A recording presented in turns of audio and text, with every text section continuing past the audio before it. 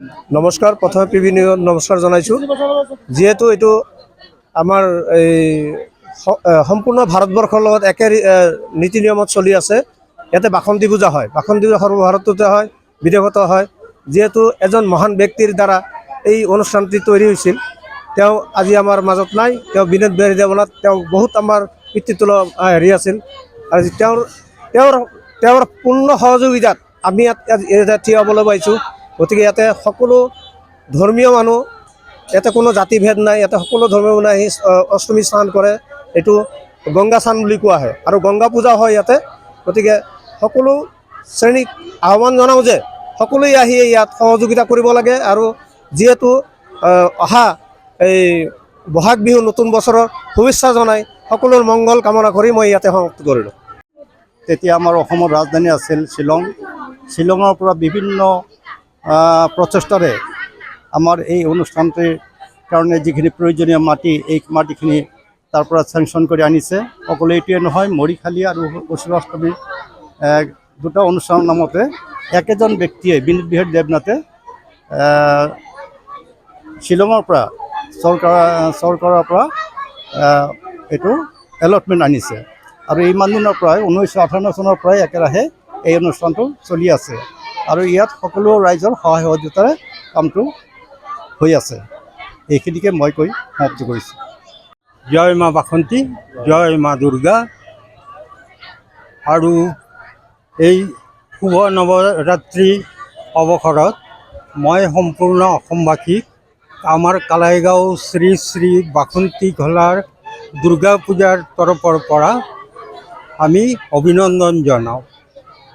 আমাৰ এই দুৰ্গা পূজাখন যিটো আমি বাসন্তী পূজা বুলি কওঁ, এই সময়ত এইটো 1958 পৰা চলি আহি আছে। আৰু প্ৰতি বছৰে এই অনুষ্ঠানটো আমি শ্ৰদ্ধাৰ সংবাদপ্ৰেমী ৰাইজ আৰু লগতে ইয়াতে অষ্টমীত উপস্থিত হোৱা বিভিন্ন অঞ্চলৰ ভক্তবান ৰাইজ। গতিকে এই অনুষ্ঠানটো 1958 পৰা আৰম্ভ হৈ আজিৰ তাৰিখলৈ চলি আছে। গতিকে ইয়াতে নট অনলি কালাইগাঁৱৰ বিস্তৃত অঞ্চলৰ টংলা, মঙলদৈ, ইভুন দৰং ডিষ্ট্ৰিক্টৰ বিভিন্ন এলেকাৰ পৰা ইয়াতে মানুহ আহিও অষ্টমী স্নান কৰি পেলাই গৈছিল। সেইটো কিন্তু আমি সৰু থাকোঁতে পাইছোঁ। গতিকে ইয়াতে এটা বৃহৎ মেলাও আগতে হৈছিল।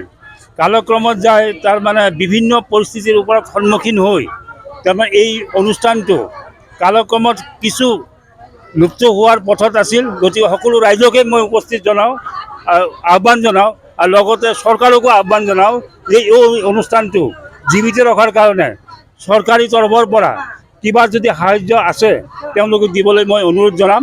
গতিকে ৰাইজৰ হৈ মই এইখিনিয়ে ক'লোঁ।